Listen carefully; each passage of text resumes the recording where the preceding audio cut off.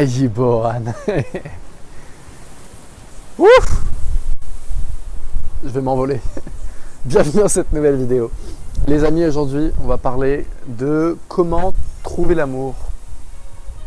Pas exactement trouver l'amour, mais comment trouver l'amour en conscience. Trouver l'amour en conscience.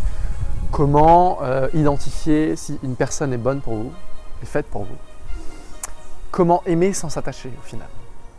Voilà. Et si je vous dis comment aimer sans s'attacher, qu'est-ce qui vous vient à l'esprit en premier? C'est impossible. J'ai longtemps pensé ça aussi, que c'était pas possible avant d'avoir commencé ce travail sur moi-même. Mais c'est possible. Je suis là pour vous l'annoncer. Je suis même pas là pour vous l'annoncer, je suis là pour vous le rappeler, parce que vous le savez tous. Selon moi, une relation saine, c'est quoi? Une relation saine, c'est deux personnes qui sont à un niveau de conscience similaire. Parce que s'il y en a une trop haut, ça marche pas, ça colle pas, parce qu'elle va pas comprendre quand vous allez lui parler d'indigo et de rêve lucide, elle va faire quoi? De quoi tu parles? Elle va pas comprendre. Donc, il faut un niveau de conscience à peu près similaire. Et surtout, parce que vous avez le droit de pas avoir les mêmes opinions, ça c'est pas un problème du tout, on n'est pas du tout là pour la même raison, je le répète constamment, on n'est pas là pour les mêmes raisons. Mais ce qu'il faut vraiment, selon moi, prendre en compte, c'est deux personnes qui ont d'abord fait le travail sur elles-mêmes. Si vous ne vous complétez pas vous-même, vous allez constamment rechercher dans l'autre, dans une autre personne, un gars, une fille, peu importe, on s'en fout, hétérosexuel, homosexuel, c'est exactement la même chose, hein. C'est pareil. Ce manque, voilà. Si vous manquez de confiance en vous, qu'est-ce que vous allez faire automatiquement? La plupart des gens, hein, pas tous, mais la plupart des gens, au lieu de faire le travail sur eux-mêmes pour gagner en confiance en soi, elles vont aller chercher une personne qui est bourrée de confiance en soi, plutôt d'ego d'ailleurs en général, mais bon, elles vont prendre ça pour de la confiance en soi, et s'identifier avec cette confiance en soi. Donc elles vont venir compléter leur personnalité avec quelque chose extérieur. Et c'est là où il y a un problème, c'est là où on a des relations malsaines, là où on a de la souffrance, c'est là où on a des crises de larmes. Et vous qui m'appelez à 3h du matin pour me dire que Jean-Paul vous a largué. Voilà. Donc, c'est là où on a un problème. Okay. Donc ce qu'il faut vraiment avoir, c'est cet équilibre. Il faut que vous trouviez une personne qui est non pas sur le même chemin de vie que vous, hein, c'est vraiment pas nécessaire. On est tous ici pour une raison différente, encore une fois.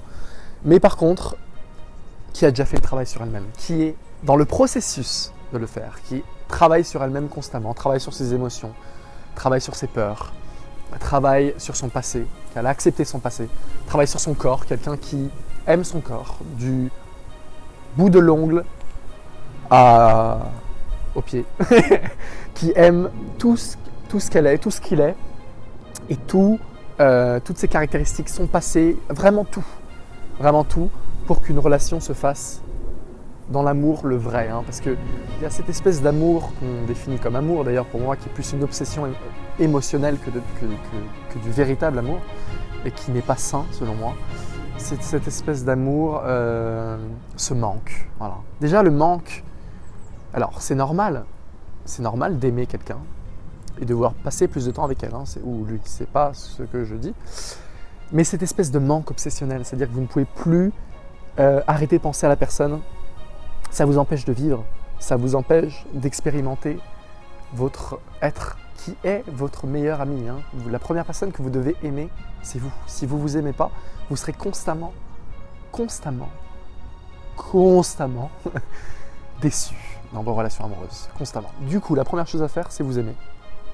Et après, vous trouverez une personne qui a également commencé ce processus de self-love et non pas vous complétera, mais viendra apporter ce petit plus dans votre vie qui est déjà bien rempli, vous voyez, vous avez déjà votre but dans la vie, vous êtes déjà sur votre chemin. Donc cette personne va venir ajouter son grain de sable, aussi gros soit-il, mais ne viendra pas vous donner un but dans la vie. Voilà. Cette personne-là n'est pas votre but dans la vie. Mais elle vient pour compléter ce processus. Et elle est la bienvenue, ou il est le bienvenu, c'est sûr. Voilà.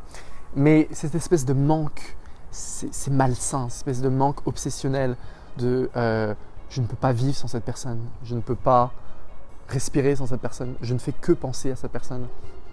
En fait, c'est même pas la personne. Quand vous êtes dans cette mentalité-là, c'est même pas la personne à qui vous pensez, c'est l'image, la perception que vous vous faites de cette personne. Donc c'est son ego en général. Et si justement il change ou elle change de comportement et que ce nouveau comportement ne correspond pas à l'image que vous faisiez de cette personne, là, il y a souffrance, là, il y a problème. Et c'est là où vous m'appelez à 4h du matin pour me dire « Maxime, je suis en pleurs parce que machin, il m'a trompé. » C'est là où il y a tromperie, c'est là où il y a des relations courtes qui ne durent pas. C'est à cause de ce genre de choses. Donc il faut vraiment prendre ça en compte. Vous pouvez aussi parfaitement… alors je sais que beaucoup de personnes considèrent les aventures court terme, comme on appelle ça, les aventures d'un soir, on va pas se mentir, comme quelque chose de négatif. Moi, je ne trouve pas ça négatif du tout. Tant que vous le faites en conscience. De toute façon, rien n'est négatif par définition. C'est que notre perception de la chose qui la rend positive ou négative. Mais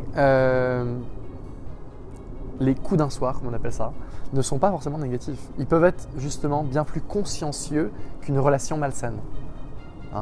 Tout dépend de l'implication de votre conscience dans cette relation.